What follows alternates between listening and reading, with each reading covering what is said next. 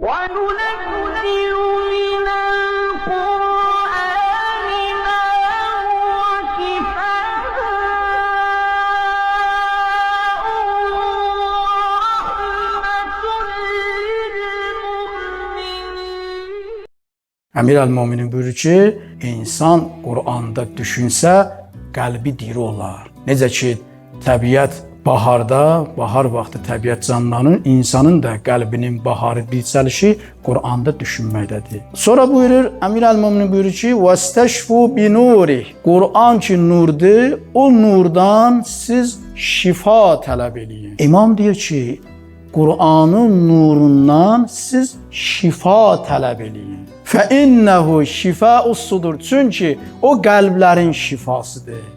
Xəstə qəlblərin şifası, səlamətsizliyi. Əgər bir insan istəyirsə, qəlbi xəstədir, ruhu xəstədir. Əgər istəyirsə onu müalicə eləsin, sağlam olsun, ruhu sağlam olsun, gərək Qur'andan istəsin, şifasını Qur'andan istəsin.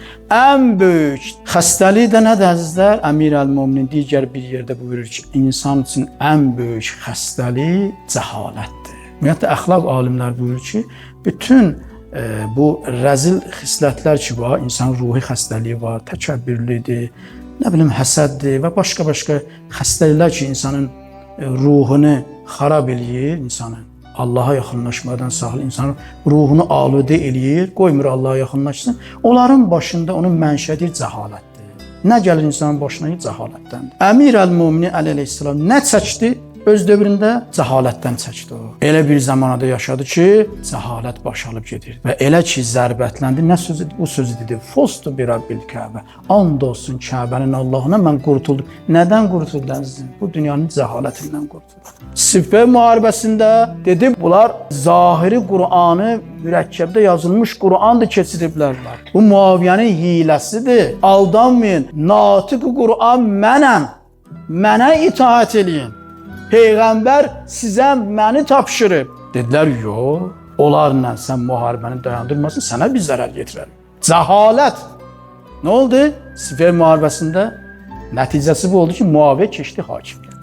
Xəbislərin ən xəbisi keçdi İslam hakimiyyətinin rəhbərliyinə. Amma pakların ən paki, Peyğəmbərdən sonra ikinci şəxsiyyət Əsədullah, Fatih, Xeybər, Əmir-əl-Möminin Həzrəti Əli ibn Əbi Talib əleyhissalam nə oldu ki? Səhnədən uzaqlaşdı.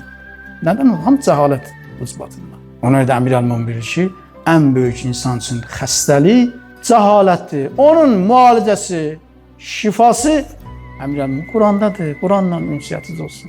Quranla münis olun, əzizlər.